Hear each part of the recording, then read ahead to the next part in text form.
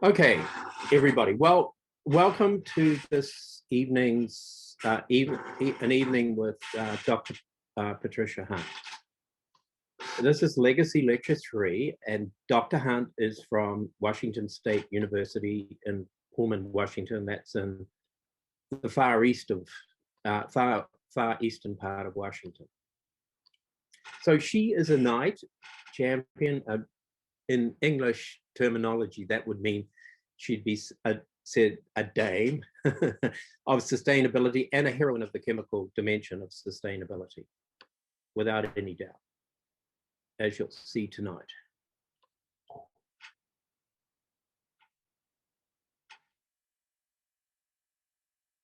So she's a professor in the College of Veterinary Medicine and the School of Biomolecular Sciences, where she participates in the Center for Reproductive Biology.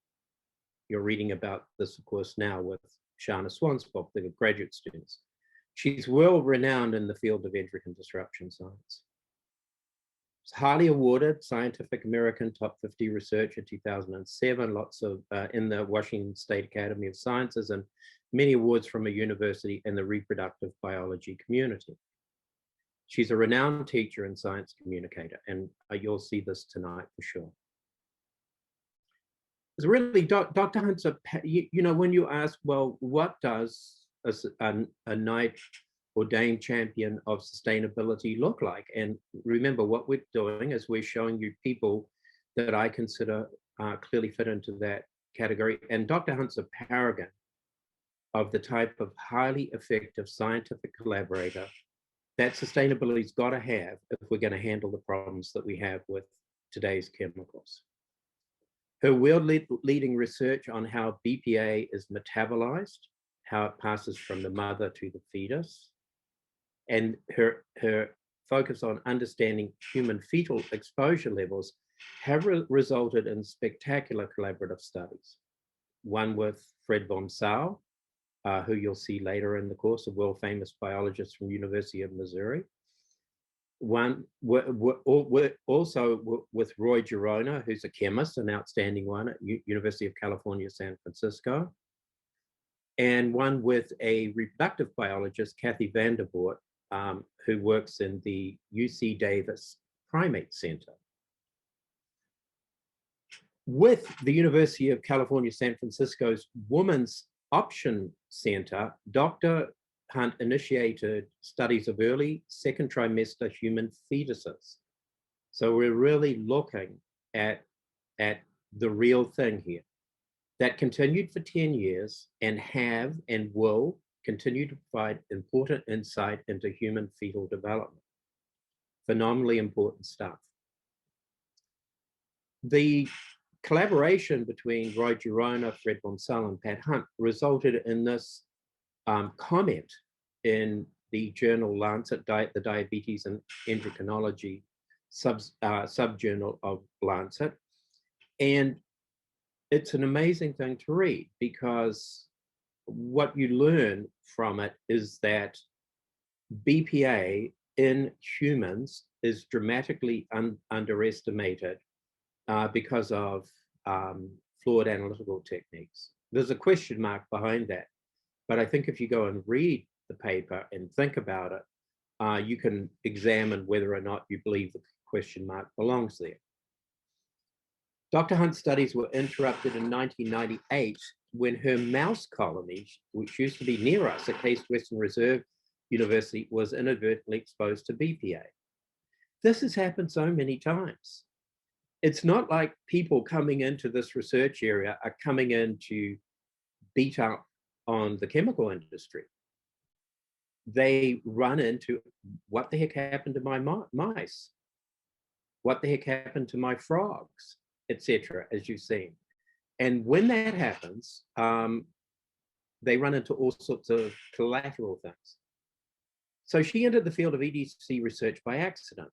Subsequent events in the course of her studies of the effects of those chemicals on the germline, the cells that make eggs and sperm, made her seem like an accident-prone scientist in her own work. She's run into chemical impacts on these cells that are astonishing, that were not at all expected. She would argue, well, she clearly is actually, as you'll see, that the exquisite sensitivity of the germline to these environmental chemicals makes her simply a human canary in the coal mine. Dr. Hunt's cells are very sensitive to the problems of chemicals. During the past 2 decades, Dr. Hunt's encountered effects induced by quaternary ammonium, QAC, COC, disinfectants. Do you use these? Anyone in the class? I bet you do. Tetraalkyl ammonium compounds, quaternary ammonium compounds. They're all over the place. And it turns out they are showing up with endocrine disrupting properties. That's a very scary thought. Endured another inadvertent mouse colony exposure, this time to replacement of bisphenol, bisphenols that turned out to be just like bisphenol A itself, and detected effects on spermatogenesis and embryo development induced by wildfires in the Northwest. Dr. Hunt grew up in Michigan and attended Michigan State University, where she fell in love with genetics. She did a graduate training at University of Hawaii with 2 luminaries in human genetics. By expanding her expertise during her postdoctoral training in developmental biology at the MRC, which is the, what is the, oh, I forgot. It's the Royal something or other. Medical Research Council, that's right. Medical Research Council Mammalian Development Unit in London, England. Dr. Hunt was able to establish her independent laboratory using mouse models to understand human chromosome abnormalities. Now, like Shana Swan, Tyrone Hayes, Bruce Blumberg, Pete Myers, and others you've yet to meet, Dr. Hunt has a lot of stories that are about her encounters with the dark forces that you've read about now and become quite familiar with. The controversy in this field and the industry attempts to manufacture doubt, which is really indicative of what is at stake economically and dismissive of what is at stake for human existence, have sparked in Pat a burning desire to ensure that you guys, the next generation of scientists, is better able to communicate with the general public. Thus, while she remains interested in unraveling ED's effects on the germline and developing fetus, she's also passionate about enhancing communication skills of both undergraduate and graduate students at her institution and expanding training to those across the nation who are entering the field of EDC research. And she's written this, it still remains to be seen if it will happen, but this really brilliantly collaborative summer school that would take place at Wolves Hole if it's funded, to bring chemists and endocrine disruption researchers together and bring in a group of students to do a whole lot of learn a whole lot of experimental techniques and listen to a whole lot of things that they would never normally hear working in any particular specialization. So without more ado, I turn it over to Professor Hunt to tell us his story. I'm going to stop sharing and Dr. Hunt will start sharing. Thanks, Terry, for the most amazing introduction I have ever received. I'm really glad to be here. You may have noticed that I've been Zoom bombing you. I've been here for the last couple of lectures, and I intend to attend all the rest of them because this is an amazing experience, and what Terry's put together is superb. So what I thought I'd do tonight, and feel free to stop me at any point with questions or comments. It's always more fun to have a dialogue than just a lecture. But what I thought I'd do is kind of give you a career retrospective so you can see what I've learned about endocrine disrupting chemicals and what worries me about these chemicals. So as Terry said, I was trained as a geneticist, and geneticists think of the phenotype, what we look like, you know, how we interact with others, how we think, and even our disease risk. It's influenced by both our genes and the environment. And when I was being trained, you know, we didn't know what that environment was. That was a big black box. So we would think about a phenotype and how much of it we could ascribe to the actions of genes. And the rest we just put into this catch-all category of environment. Well, now we know that that environment is really our genome's response to environment, and it's epigenetic changes. So these aren't changes to the DNA, but they're changes that influence how our genes are expressed. And these endocrine disrupting chemicals make these epigenetic changes, which make them absolutely fascinating, because if they happen in the germline, which is what I study, they can be passed on to subsequent generations. So this is where my career starts. I've been studying environmental effects for my entire life without really thinking about it at the beginning as an environmental effect, because this is what I've been interested in. Why, as women get older, we're at an increased risk of having a chromosomally abnormal pregnancy. And this curve, which is a really famous curve, you'll see it in lots of textbooks, you'll see it in lots of different places, shows one type of chromosome abnormality called trisomy, which means an additional chromosome. This is like Down syndrome, an additional chromosome 21. This curve was put together by my husband, Terry Hassel, and it's really withstood the test of time because it shows the striking effect of age. And what's really interesting is by the mid-30s, you can see that this curve starts to go off the charts. It just inflects wildly. So that we know that by the time a woman is in her 30s, she should have prenatal testing for risk of a Down syndrome child. But actually, most of these chromosome abnormalities die in utero. They end up as a miscarriage. And so these data come from studies of miscarriages that we were doing in my PhD lab. What's really interesting to me about the curve is look at the other end of it. Look at this little inflection down here in the teenage years. Okay, that's harder to study, but that's very real. So at both ends of the reproductive spectrum for women, there's this increased risk of producing an egg that's not chromosomally normal. And I have always wanted to know why, and assumed that there might be a magic bullet. If we understood it, we could fix it. Okay, so when I started my lab, I had all this mouse training and my grounding, of course, in human genetics, and I thought I can use mouse to look at this question. Well, mice aren't really a very good model for this because they don't have the same frequency of chromosomally abnormal eggs that we do, and they don't have anything like the effect of age. We learned a lot of things from them, but I ultimately decided I needed to study the vulnerable stage in humans, and these are 2 human eggs. Now, trying to get at this stage and actually look at these errors as they happen is really tricky because this happens right before the egg is ovulated.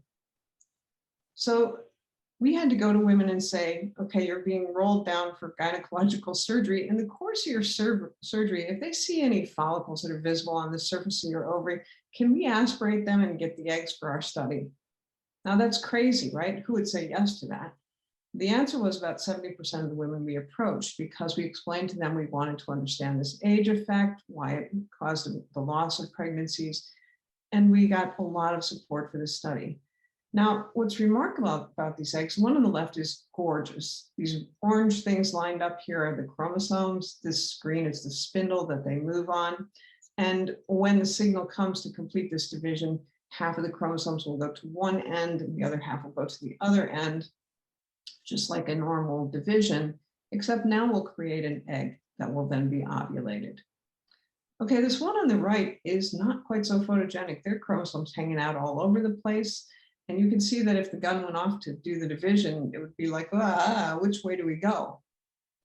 And I looked at this for the longest time and I thought, okay, we must not be very good at putting these eggs in culture and getting them to do what they're supposed to do. And then we realized that this was completely age dependent, and that this phenotype on the right, these misaligned chromosomes, were 70% of the eggs we got from women over the age of 35. And we went, whoa, it was like one of those epiphanies, you know? I've been thinking about this wrong my entire life.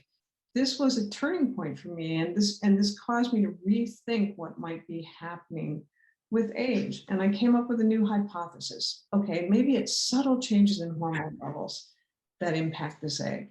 Because look back at that curve and think about what happens, you know, when you're young, you know, your hormones aren't quite working quite properly, and you have these weird menstrual cycles and etc. And as you get toward the end of your reproductive lifespan, the same sorts of things happen. And as soon as I made that leap and thought, well, maybe, maybe this is subtle hormone changes, I realized we could test this in a mouse. So that's what we did. Now this is a mouse egg. You can see we have the same phenotype. The chromosomes are all over the place. It's a little bit more gorgeous than the humans, but that's because we can control it and catch them exactly where we want them. So we set out to study these mice, and we had 3 different types of mutations, and we thought each one of them disrupts the hormones during this growth phase of the egg. What's the percentage of these abnormal eggs? And gosh, all 3 of them showed us a high percentage of these. We went, we're confirming our hypothesis. This is so cool. It almost never happens. We always have to go back to the drawing board, rethink our hypothesis, add a new little piece onto it. So this was cool. Until one day we repeated the study too many times, the study of one mutation too many times. And suddenly we had a really high frequency of this abnormality in our controls, normal females, normal eggs, all of a sudden showing us this disruption. And we know, incidentally, that in mice, we can see that this disruption leads to chromosomally abnormal eggs. So gosh, what would you do? I looked at this and went, oh my gosh, this is a really rare phenotype. And now suddenly it's not really rare in normal control females. Suddenly it's not. So what happened? Well, obviously somebody got the wrong mouse. This is not a control. So we repeated it, and yes, it was a control. Okay, we started looking for culprits. And without even thinking about it, we started thinking about environmental effects. I thought, well, who has the pest contract and what are they spraying down in the mouse room? Is this some pesticide? The hospital was doing all this construction, and I thought, I wonder what's coming through the air and what's exposing my mice from this construction site. Except my mice were in cages with HEPA filter tops, and they were breathing better air than I was. So we kept going round and round, trying to think about what this could be. And as we looked, we started to see the changes in the cages. So the one on the left, the cage on the left is completely normal, nice cage. The one on the right is a cage from what we call the disaster, where as we repeatedly washed and autoclaved heat, detergent, we started to see these cages physically deteriorate. And that's when the penny dropped and we said, gosh, it must be our cages. And the water bottles, which for me are under all of you, but oops. The water bottles started to leak along the bottom seam here. And they started to show that crazing, which indicated that they were degenerating too. So here we are, we're out of business. We don't have any controls, we can't do any work. We don't have any normal cages, they're all damaged. We don't have any mice that we can be sure are normal because they've all been exposed. So I had to go to the dean and say, okay, gotta help me because I can't do any work. And I don't think anybody else around here should be doing work with these cages either. So we got all new cages, all new water bottles, all new mice. First thing we had to do is see if we were back to square one and if we could get normal control data. Once we could do that, we said, okay, let's see if we can recreate it. Can we damage our own cages of water bottles? Can we see, is it coming from the cages, is it coming from the water bottles? The answer was yeah, both. And then, well, okay, well, like if it's really BPA, then these are polycarbonate cages. That's probably the only thing it could be. So let's get some BPA and start feeding it to our mice and see if we can induce the same thing. And, we kept worrying about whether we had the story right. And I was really hesitant to publish it. Finally, when we got it where I thought it should be, which was years later, because it was published in 2003 and the disaster happened in 1998. Here we were publishing this paper that I was reluctant to publish because it said, okay, this chemical we're all exposed to, if we behave like mice, is going to increase miscarriages and birth defects. Okay, well, I thought, yipes, this is going to attract reporters.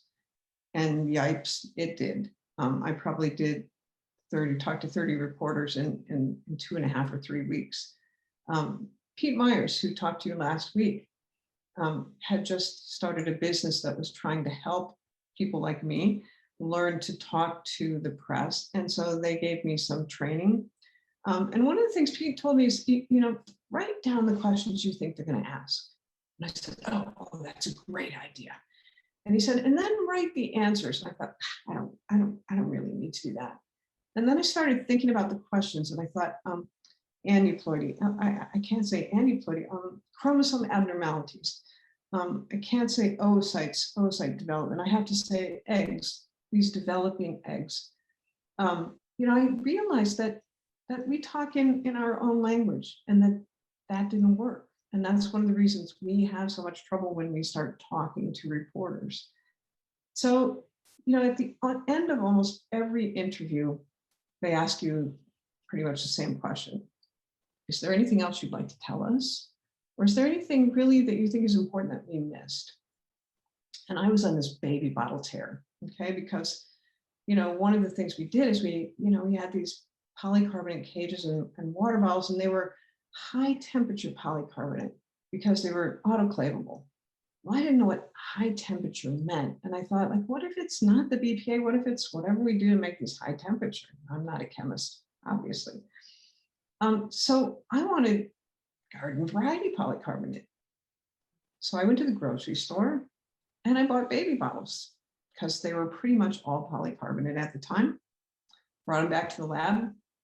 We did their little damage to expose them to this detergent, which incidentally, there's nothing wrong with this detergent. It just was a high pH rather than a low pH, so more basic than acidic, and basic damages polycarbonate. Well, when we did this with the baby bottles, they fell apart, immediately fell apart. We couldn't even use them the way we wanted to because they just fell apart. And I was horrified. So I started talking to parents, and they said, well, yeah, you want them to be really clean, right? So you put them in the dishwasher. And I went, oh, because that's heat, and that's an invitation for these chemicals to migrate out.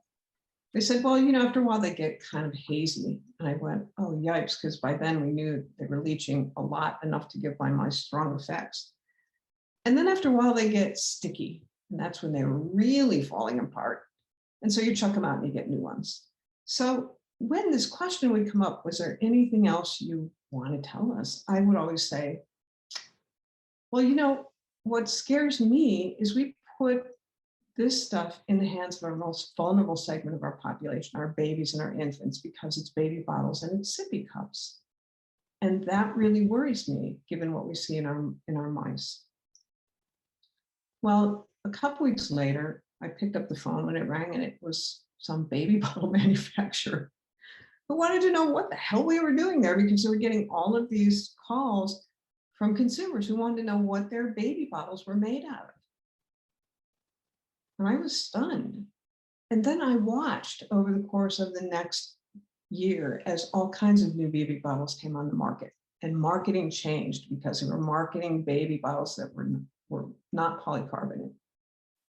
And it was like, wow, this is the way the world works. It's not my work that's going to change anything. It's what consumers want will change everything immediately. And that's when I realized, we have to be really good at delivering the message, because if consumers get it, they're the ones who are going to change the world. So at this point, what do you think happened? Okay, here's your choices. 1, the FDA promptly recalled all polycarbonate baby bottles. 2, I went on 60 Minutes to tell my story to the world.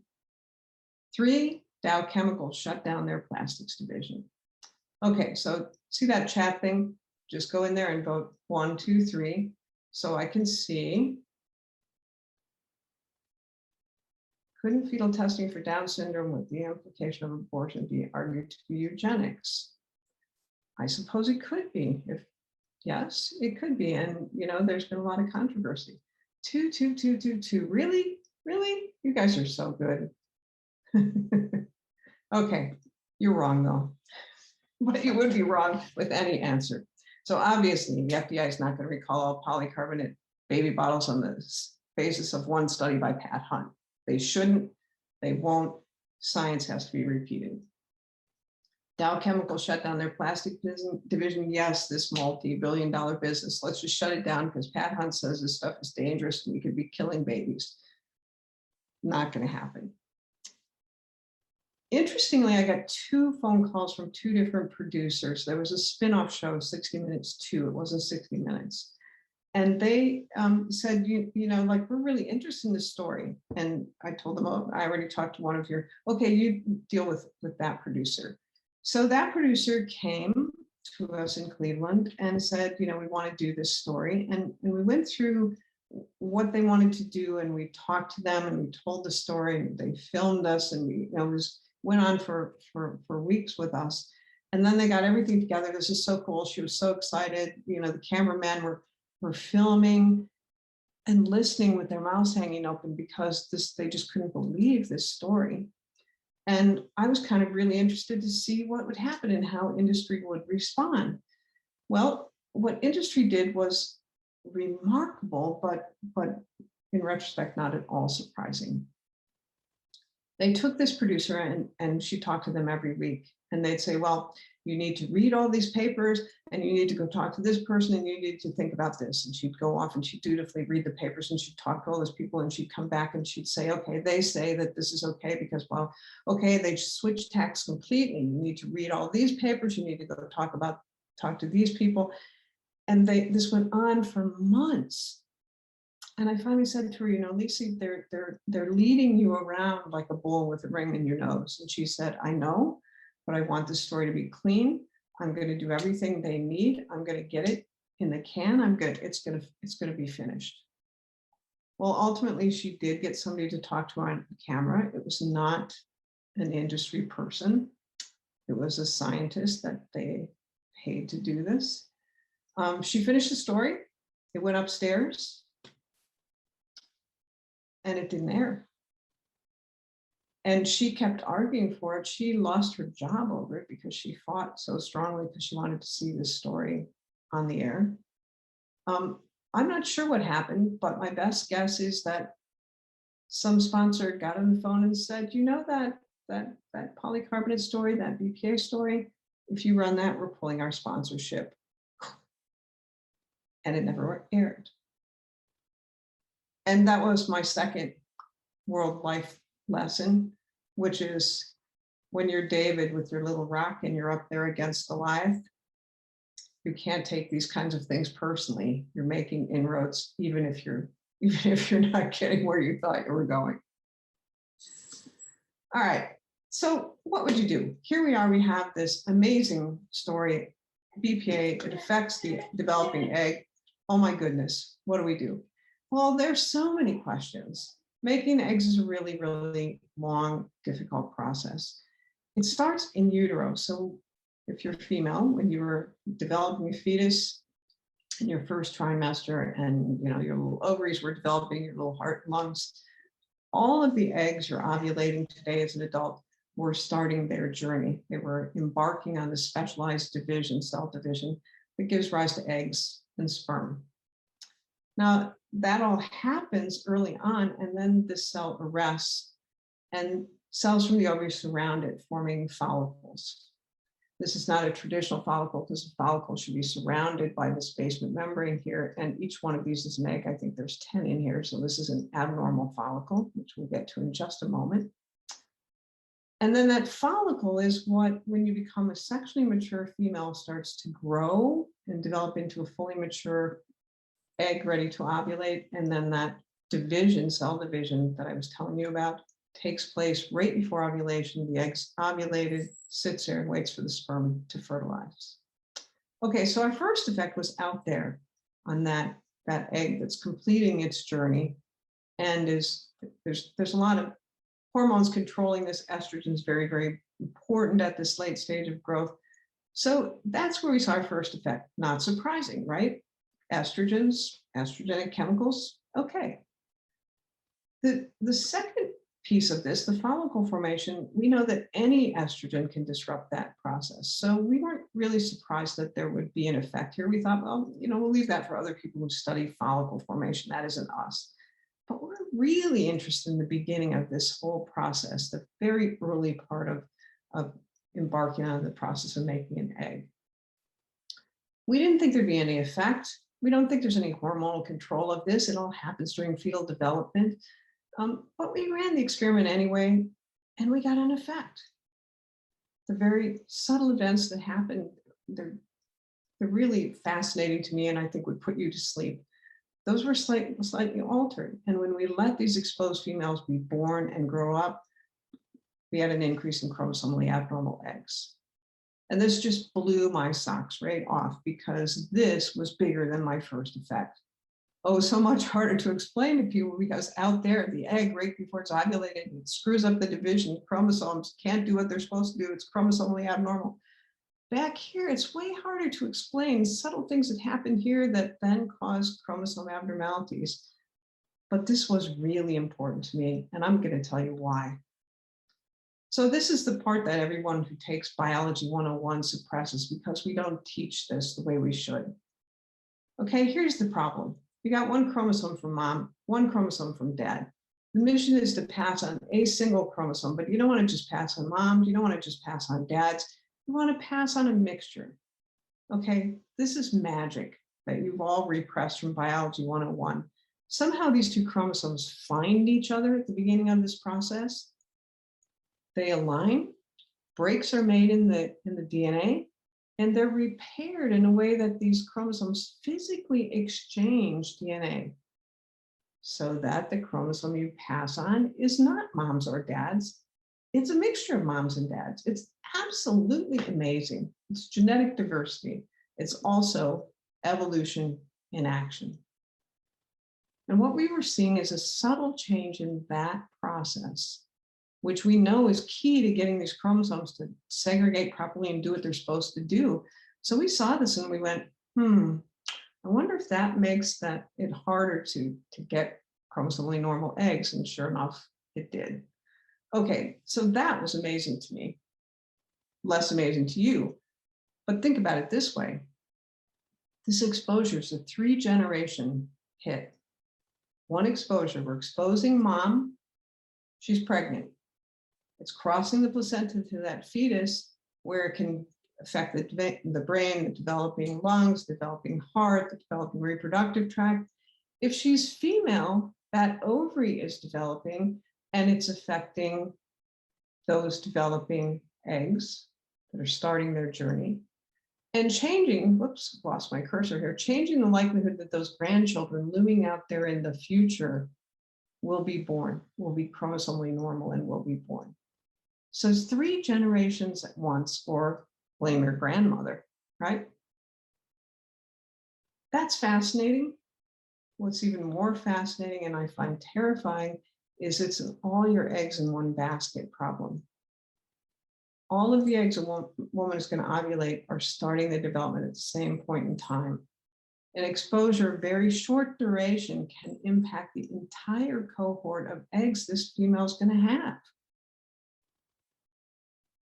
Okay, we already have a problem with chromosome abnormalities being high. These exposures are going to make that worse. So for me, that was huge. What would you do?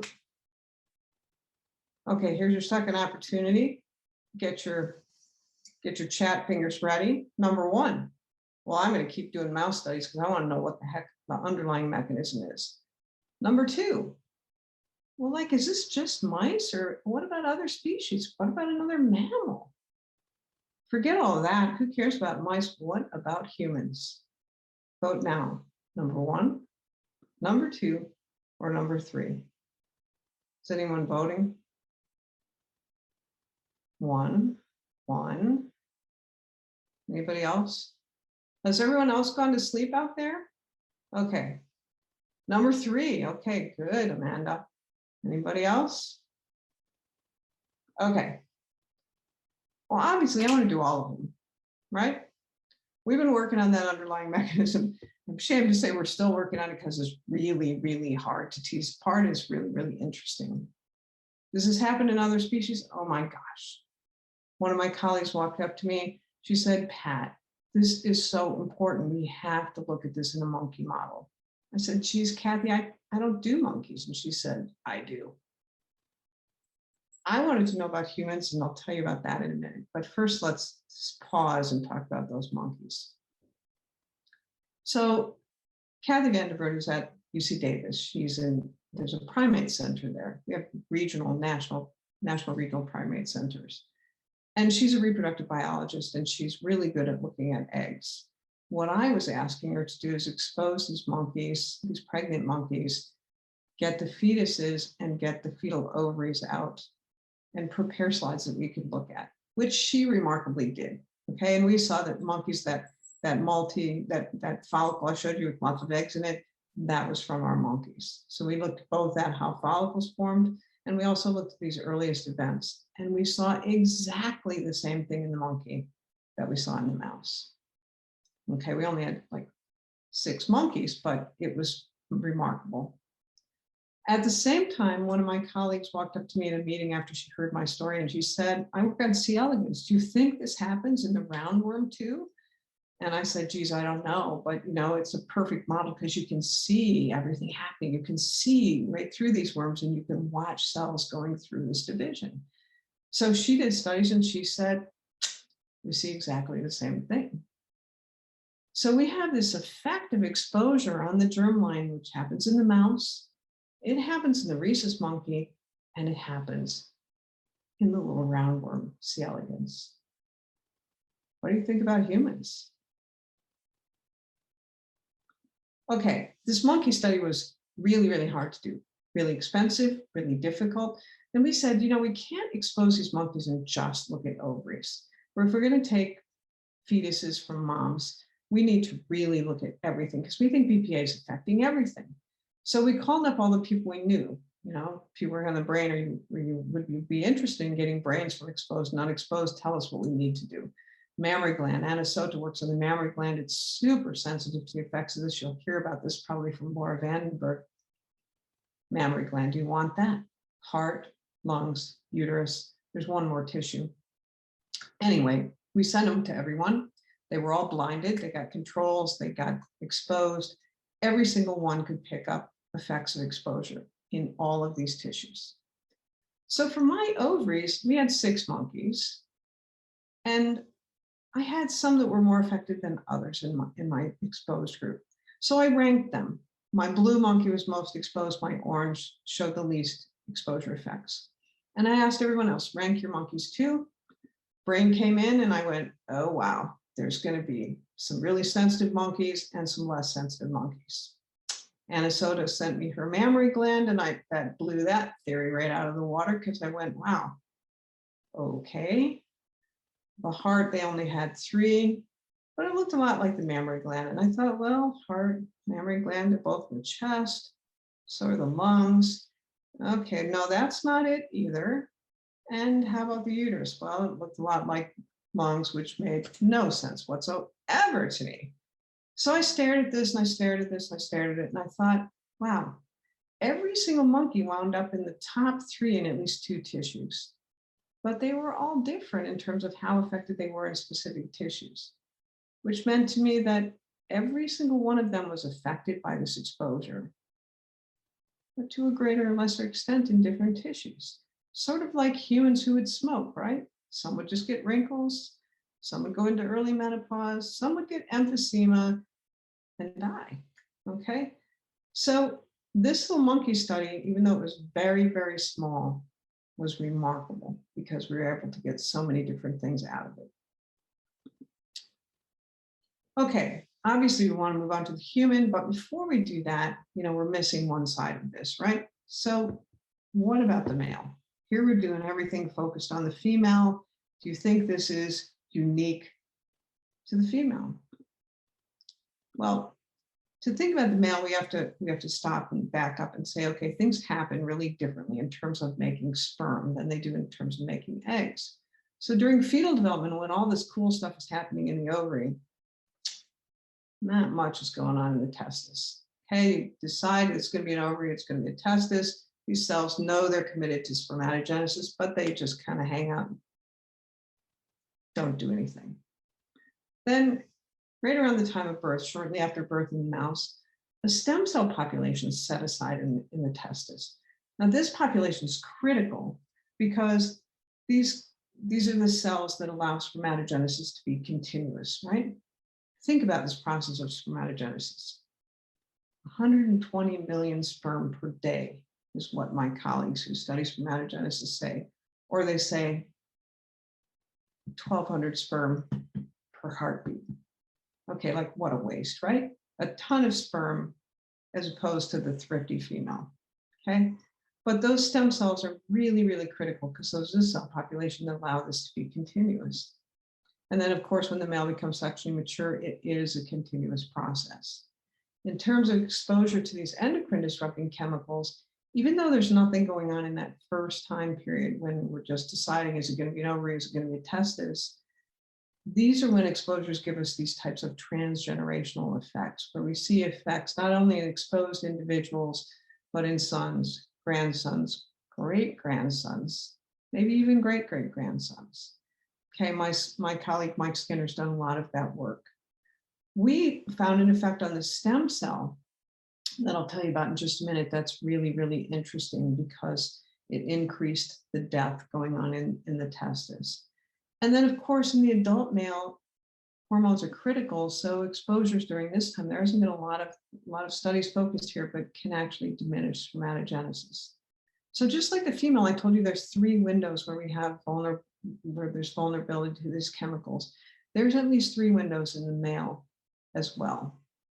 And we focused on this stem cell piece of it because it's really important for us. And I think you saw this last week, this really terrifying, scary graph, Shanna Swan predicting the end of man here by showing us a drop in sperm counts on a year-by-year or 10-year basis.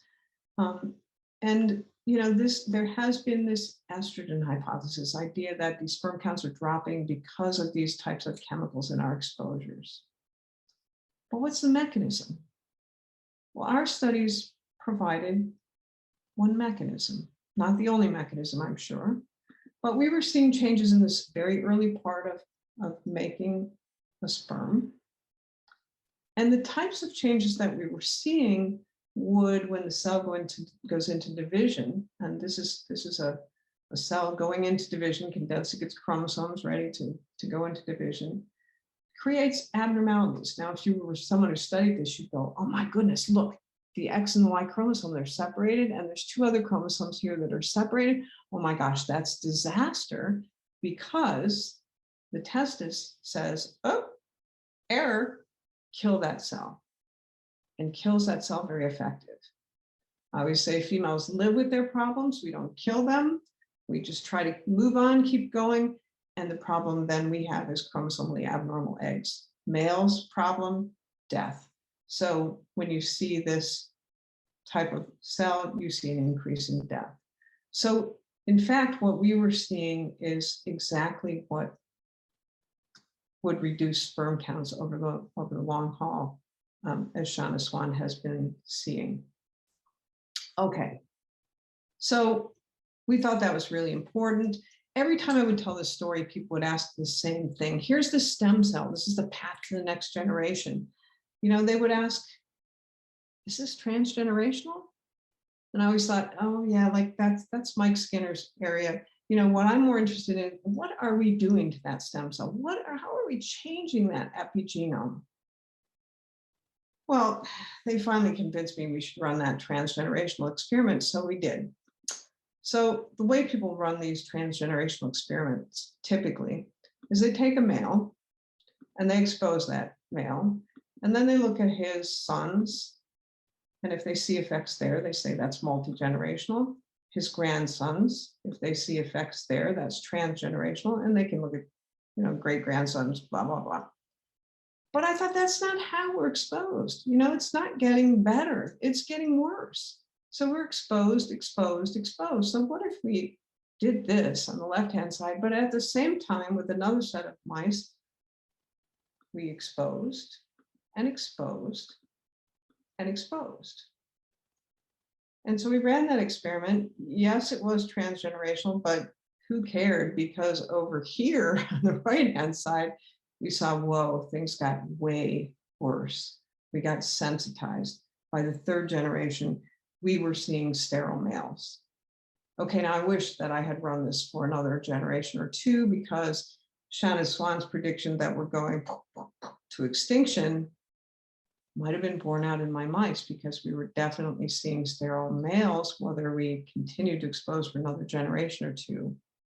Because when you think about it, how long have these things been around, and how many generations of exposure do we as humans have? I don't know, Terry, I would predict we're about the third generation now, maybe just entering into the fourth. Who knows? Okay. So that brings us squarely to the humans.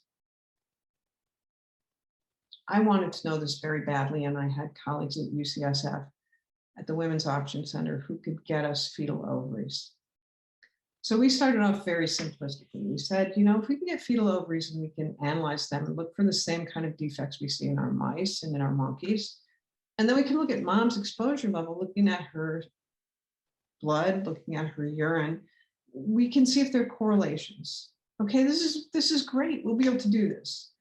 And man, it worked. We use what we call fed eggs. We fed eggs, ovaries from UCSF to us. We analyze the ovaries. They collect the urine, the blood, blah, blah, blah. My colleague, Roy Girona, the wonderful chemist we work with, can analyze those. But of course, life is not that simple, because at the same time we were starting these studies, BPA was getting this bad reputation, and suddenly these BPA-free products were coming on the market and people were buying them. And we were realizing that they were simply substituting other bisphenols for BPA. And this was the best marketing tool we could have ever handed them, right? So we said, gosh, it's not enough to simply look at BPA. We need to look at all these replacement bisphenols, which means we need a whole bunch of additional assays. Roy, could you get right on that for me? And Roy said, Pat, this is going to take some time. So while we were doing that, we were thinking about what we know about metabolism, and we were using those monkey studies, because industry is fighting this stuff, and they're saying, you know, you don't have to worry about this stuff. I mean, the levels are so low and it's so rapidly metabolized, it's not even a worry. You know, so you ingest BPA, it's rapidly metabolized. It's either glucurinated, sulfated, and it's excreted out. Most of it's in this BPA-G form, first pass through the liver, 95, 99% of it's metabolized.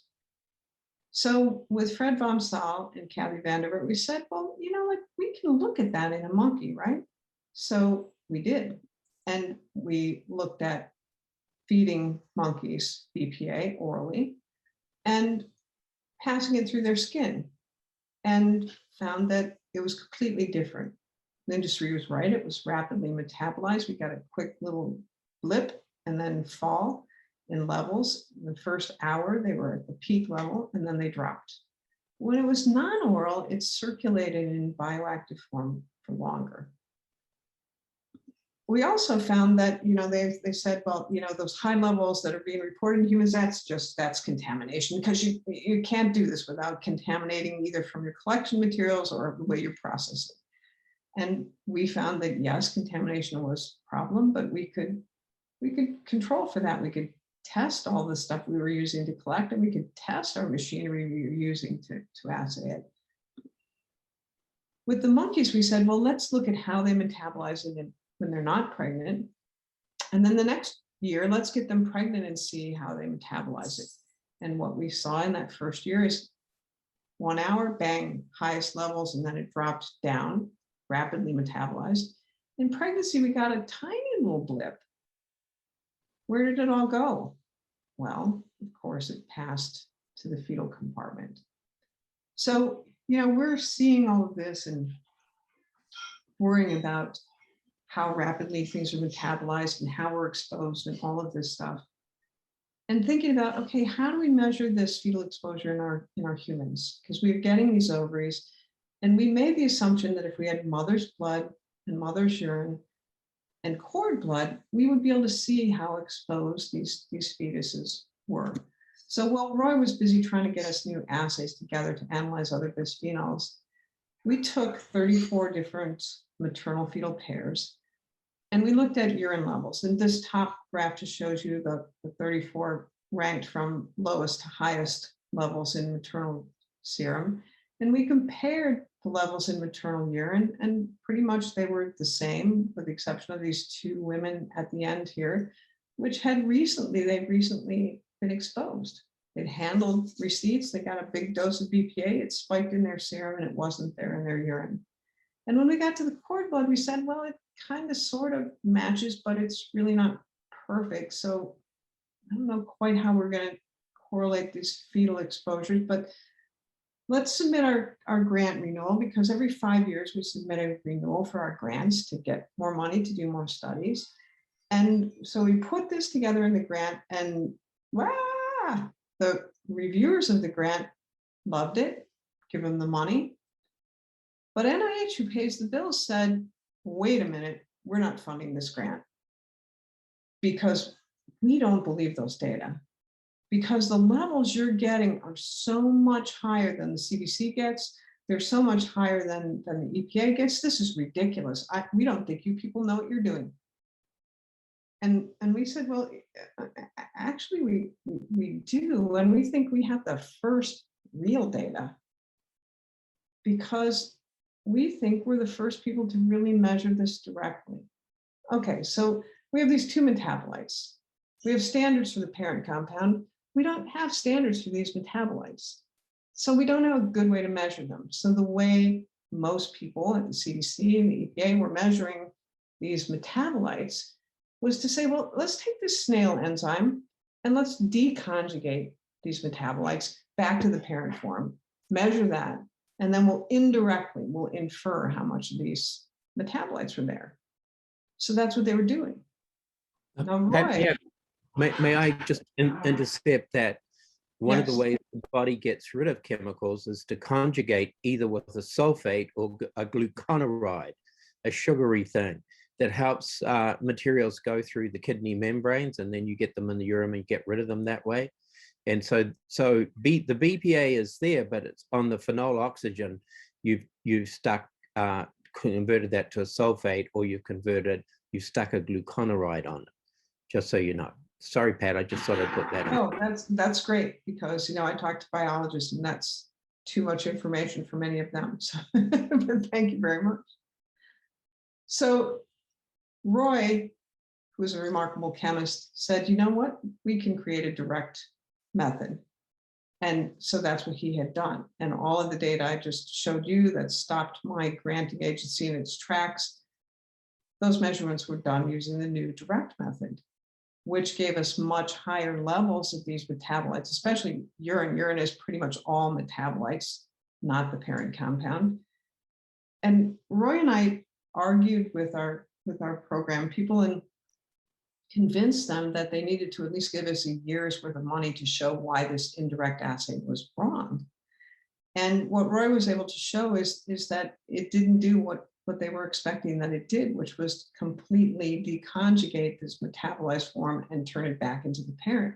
It deconjugated it, but we couldn't pick the parent back up, not enough of it. And so Roy and I looked at each other and said, this means all the measurements are wrong, because we would expect that we would underestimate the levels of this stuff. So we went back to our population and we took the 5 women with the lowest levels in urine, the 5 women with the highest levels in urine, and we ran those urines with both the old indirect method and Roy's new direct method with standards for these. Okay, so over here on the left is the lowest ones, indirect in green, direct in blue. They're pretty much in the same ballpark. There's not that big a difference, right?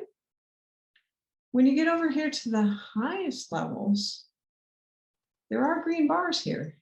They're just so low, you can't see them on this scale.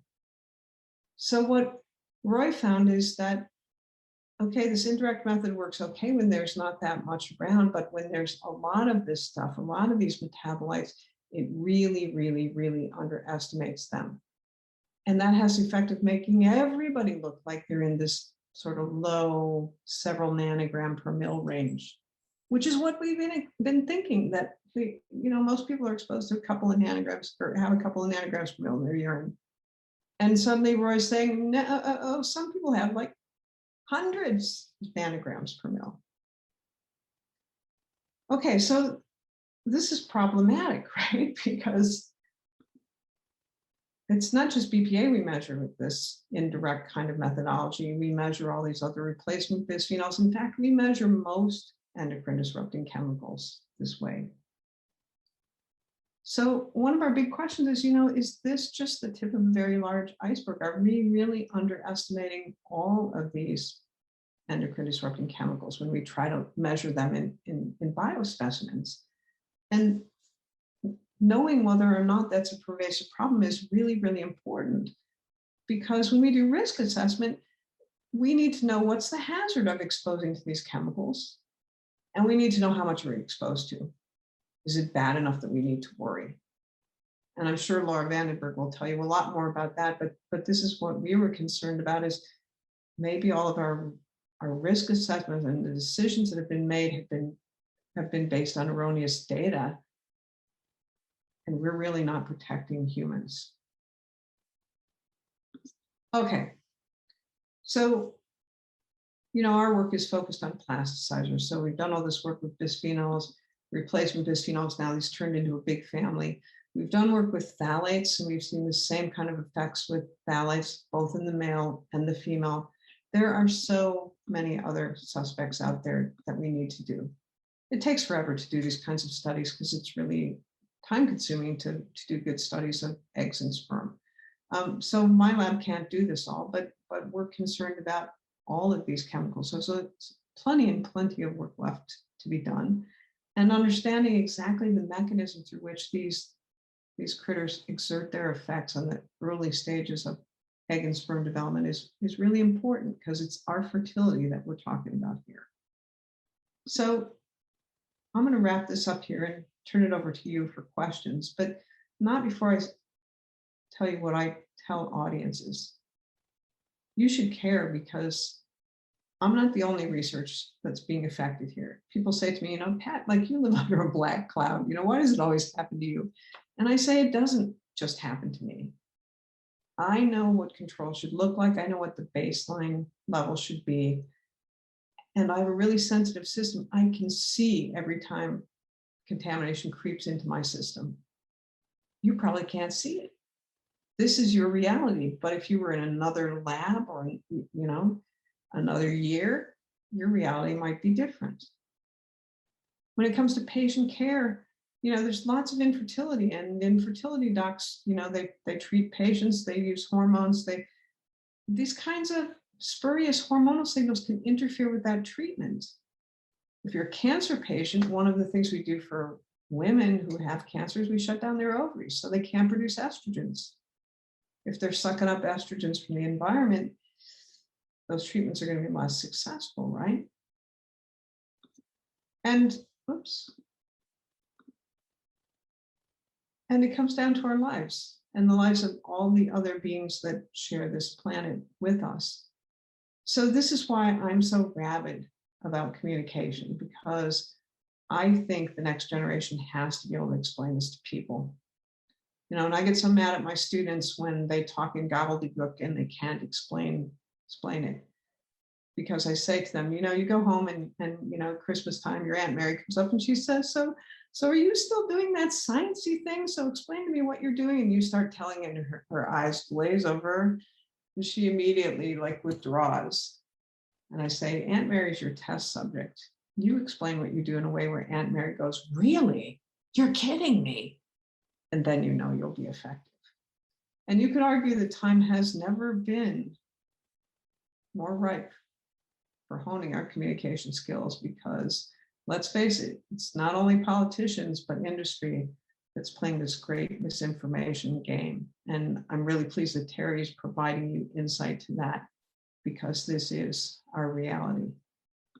So this is where I stop, without acknowledging the people who pay my bills. NIH, well, at least they used to. They don't so much anymore.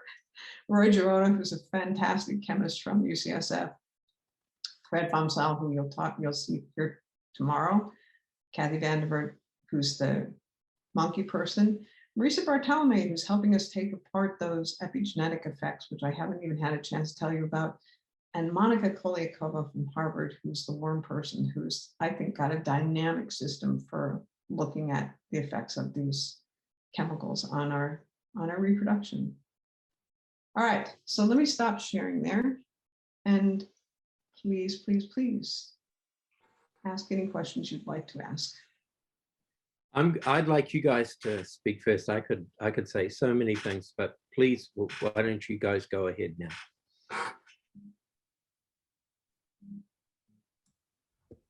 I was wondering if you could go into the details of the direct analysis method that you guys developed for BPA. Okay, so that's not me. That's Roy Girona.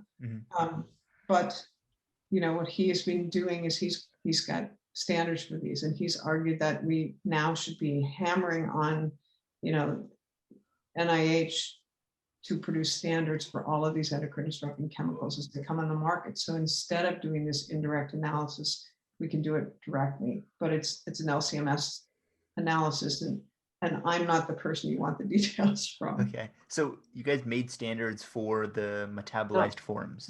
No, not made. They became commercially available. Actually, there was a round robin study, because one of the questions a number of years ago in the field is, okay, like there's great chemists like Roy who are measuring, and there's chemists at you know, CDC who are measuring. Are we all measuring things the same way? So let's all get together, let's share samples, let's spike samples, let's run samples, and let's see if we get the right answer. I see. Yeah. So in the course of doing that, Roy said, you know, we now could do a direct method. And so he devised this direct method, put this into that round robin study, and realized then that they weren't getting the same answers. I see. And he published a second paper with some of the urines from our samples, showing again that the levels were higher. And then when we put our grant in, it's like they finally got the message that we're getting higher levels when we measured this stuff directly. Yeah. Okay, thank you.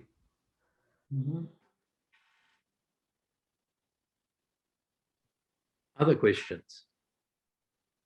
Yes, so I know kind of the end of the lecture was focused on the fact that it's proving to be surprisingly difficult to find out what levels of BPA and other chemicals people are actually exposed to, measuring that accurately. But regarding the animal studies that were mentioned earlier, how did the level of exposure in those studies compare to what people are, at least in theory, exposed to from their environment? Yeah, it's a good question, and I didn't mention it at all. So for the monkey studies, we could deuterate that, right? So we could actually really track the chemical and not worry about what was maybe contaminating. So we did those studies and set them up in a way where we wouldn't have to worry about contamination. We would actually really measure what we put into the animal. And I think that was a real strength of that. But we devised those to mimic what we thought were levels of human exposure. Now, if we were to revisit that today, maybe we would adjust those levels. But you know, both for all the mouse studies we've done and the monkey studies, the goal is always to try and get into the ballpark that we think humans are exposed to. And you know, of course, this matters. This is not across the board equal, right? So different populations are differently exposed, and lower socioeconomic groups are more exposed. They can't buy the organic foods, and you know, they make different food choices and what have you. So packaging and all of that contributes. So exposure levels in humans are really hard to nail, because different populations are going to have lower and higher exposure levels. And it's one of the things that we think, okay, with this new technology, rather than fighting, and I have to say, the CDC and the EPA, they've been really resistant to Roy's data, because they don't want to believe that their stuff is wrong. And they've written letters to the editor saying, this approach is well validated. Yes, it is. You can all get the same answer. It doesn't mean you're getting the right answer. And what Roy's stuff is saying is, you're getting the wrong answer, because this assay isn't working the way you think that it's working. But with this direct method, we can now ask a lot of questions that we need to ask about different groups and how exposed people are. And what horrified our granting agency is what the message was from our data is some human pregnancies are highly, highly exposed. And the head of NIHS said, this is terrifying. And we said, we don't like it any more than you do. But we happen to have a lower socioeconomic group of women here. And some of those women are highly, highly exposed.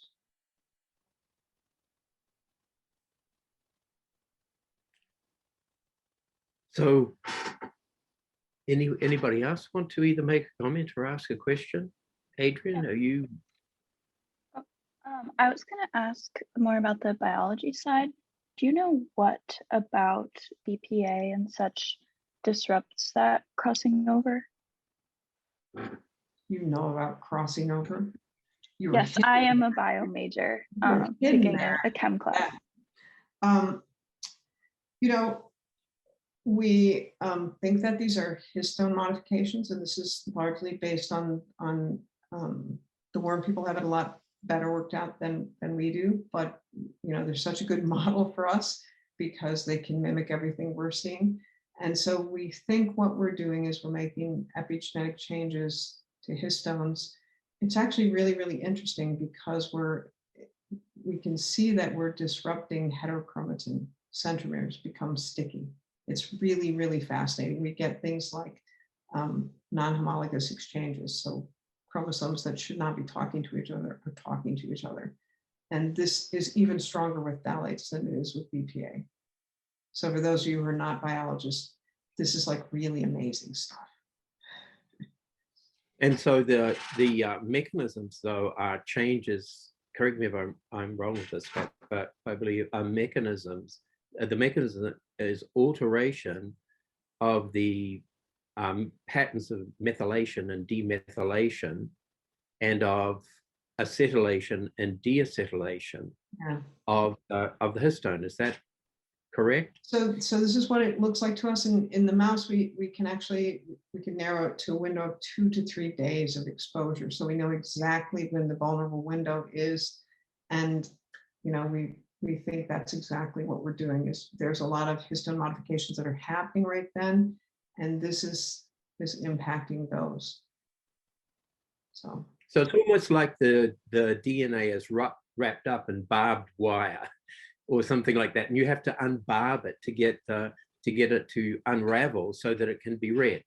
Fair enough analogy, or was there a better one? You no doubt have a better one. That's just it. Different regions are wrapped differently. And so the things you need to get to are more accessible, and the stuff that you don't want to get to is less accessible. And so one of the things this is doing is getting to some of that less accessible chromatin. There's an awful lot left to be done there, and this has been the heartbreak. COVID has really hit us hard in terms of doing these experiments, and we've been working with Marissa Bartolome from Penn, who just got inducted to the National Academy of Sciences, that you learned today. So that's really exciting. But, COVID has really halted all this work because we have to do these germ cell purifications, send her little packets of purified germ cells, and they're really trying to help us figure out exactly what's going on here. And we keep hoping any day now we're going to have a huge breakthrough and be able to see it. But yeah, that's. Did you want to say something, Adrian? Okay. So look, so one of the things if you really look at what Dr. Hunt has told us, that we're 3 generations into exposures of these chemicals, and we're just talking about a few of the chemicals that we're exposed to. There are a very large number of endocrine disrupting chemicals that you kind of saw with the fire retardants and the fertilizer, not the agricultural chemicals. On it goes. With just BPA, Dr. Hunt was able to sterilize her mice in 3 generations. by continuing the exposure over that period.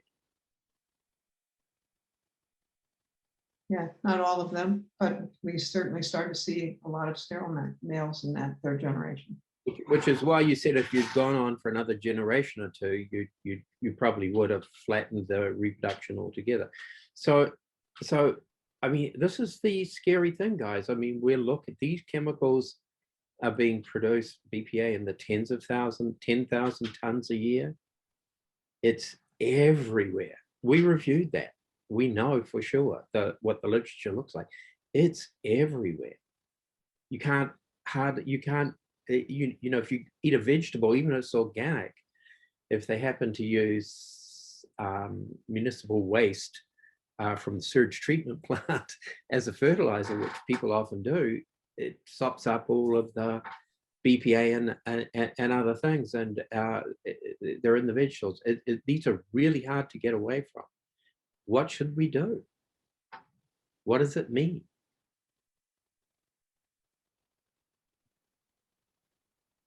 So to me, yeah. So Jenna, were you going to say something?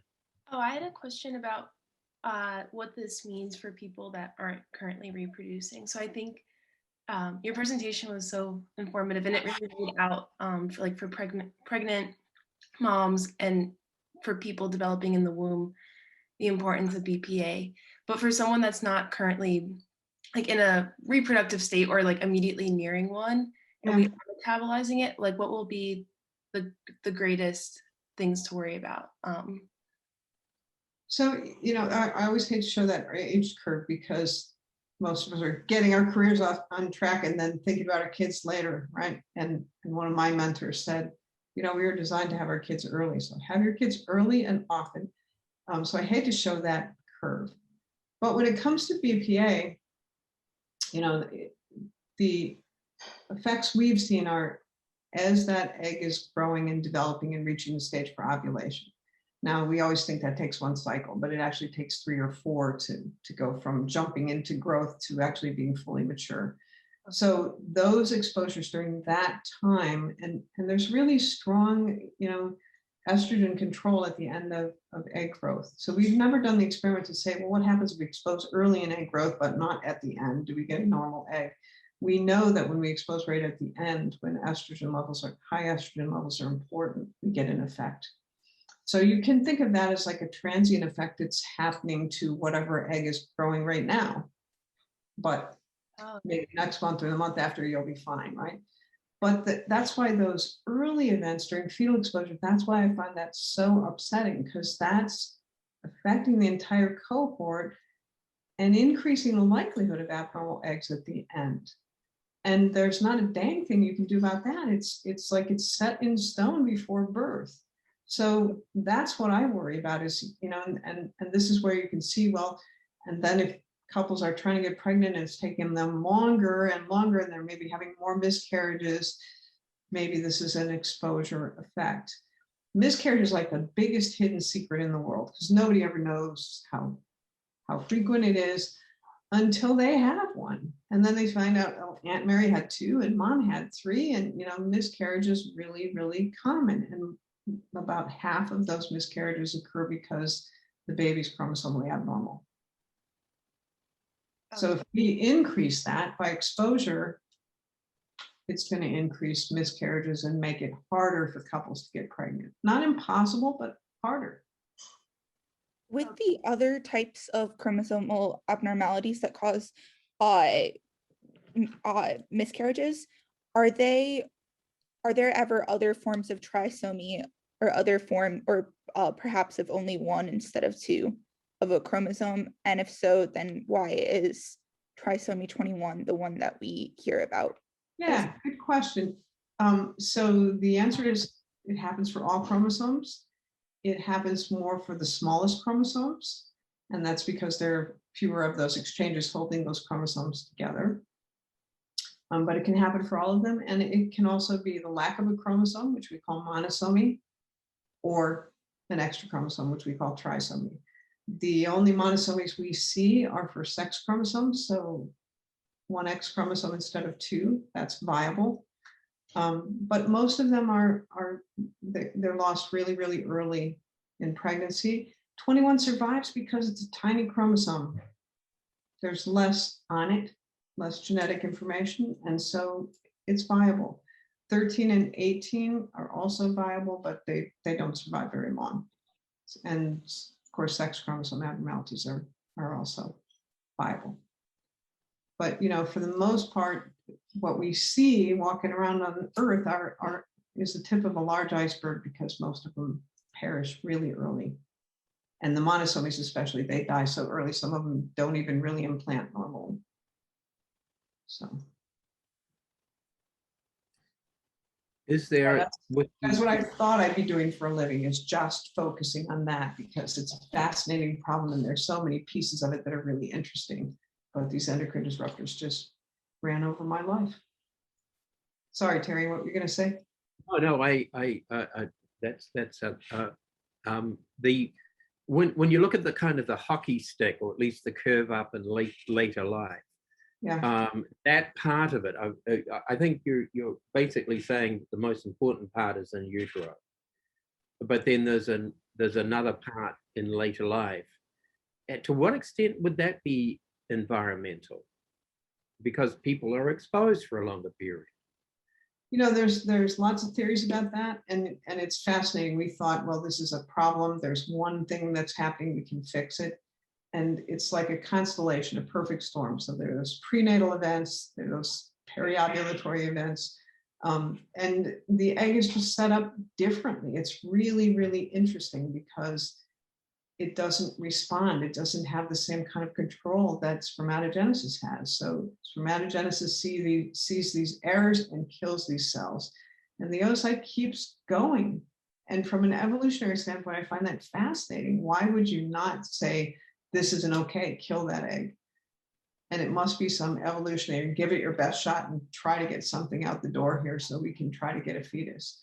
But that whole age effect is, some people argue that some of the proteins you lay down during fetal development are essential for this division, and they're degrading over time with age.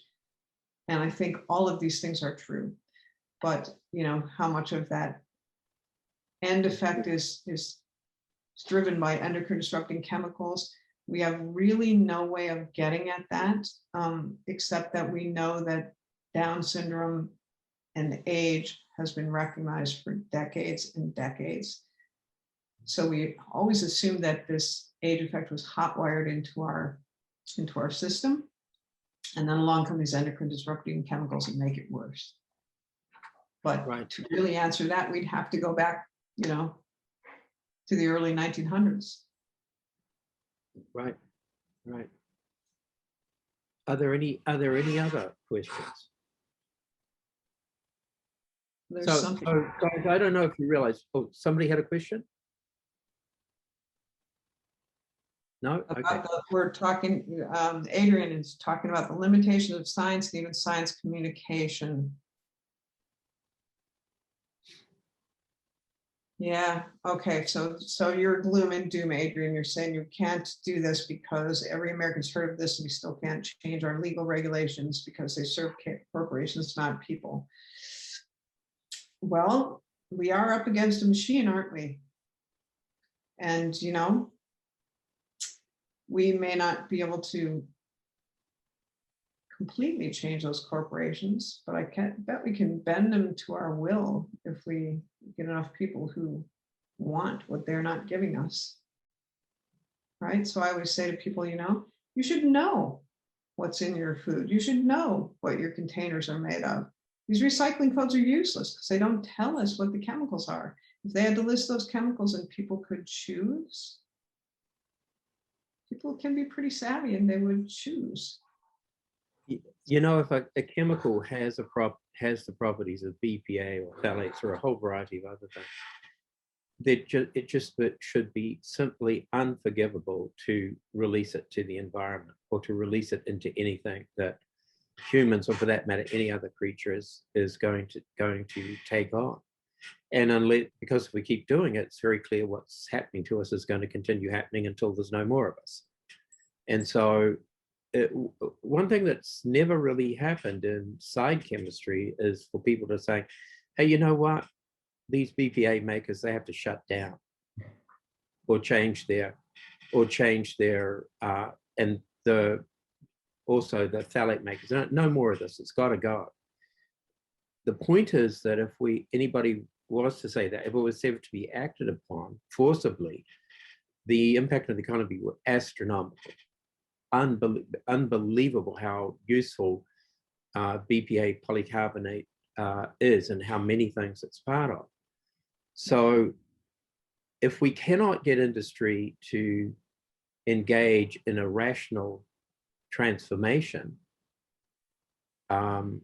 it's almost like the question of the political domain where you end up with a revolution if you can't find solutions by evolution. Does that sound reasonable to you, Pat? Yeah, I think, Adrian, you're reacting to, the fact that, yes, this has already happened to our generation. And I can only think about that as every generation has their own devils they're fighting, whether it's war and what that does, whether it's pandemic and what that does.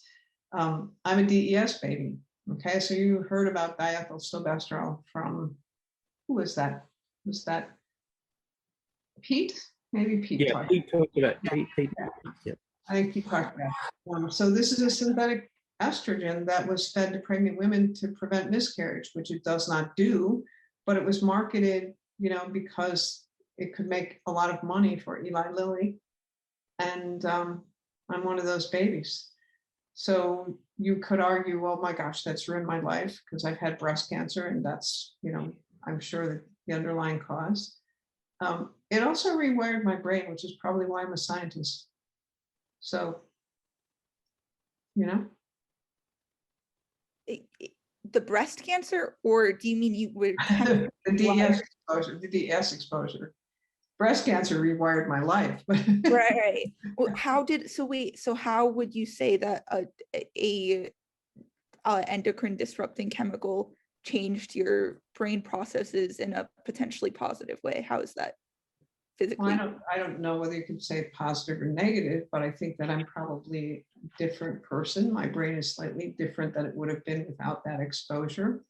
And too bad, Heather Patisol would be a great addition to this because she studies brain and behavior, and there's some brain and behavior changes associated with many of these exposures. And for DES daughters, they're different sorts of us because some were exposed to lower levels and some to higher levels. Of course, none of us can get back and look at that because all of those records magically disappeared. But so every generation has its own problems. I mean, you're lucky enough to live at a time when we have assisted reproduction and we can do all sorts of things to help couples who are having difficulties. So, just as we need to rely on those chemists to make us green chemicals that we know don't have endocrine disrupting properties, we have to rely on some of those reproductive scientists to actually treat some of the abnormalities that don't allow us to make normal eggs and sperm. And those things are coming. They are coming. Well, I think endocrine disruption, Pat, has changed. You're saying it's changed your life. Whether or not it's chemically done anything to me, it's certainly changed my brain. It has completely infiltrated my brain, and come to realize that it's really the thing that, and how we handle it, to determine the success of our species, at least of our so-called developed civilization. So we have an amazingly interesting space that's so damn scary that there's these young, I wish more of the students, I understand everybody's really tired. It's that time of the semester and it's the second semester of the year. I totally get what's going on. This is an incredible class, Pat. And I wish, but you can all tell them what they missed, because this was an extraordinarily clear lecture. And in actual fact, I wouldn't imagine how the Supreme Court or the president and his cabinet could not listen to Pat and say, oh my God, we've got to do something about this. It's so clear, Pat. It's incredible. Congratulations. Thank you so much for being part of this. It was absolutely wonderful. All right, and I will be there tomorrow, even though it's going to be 5:20 in the morning. I'll be there tomorrow. Okay, Fred just called me. So we're going to sort things out. Great, guys. All the best. See you tomorrow morning, okay? And let's clap for that incredible lecture from Dr. Thank you. It was my pleasure. Good night. All right. Bye, all.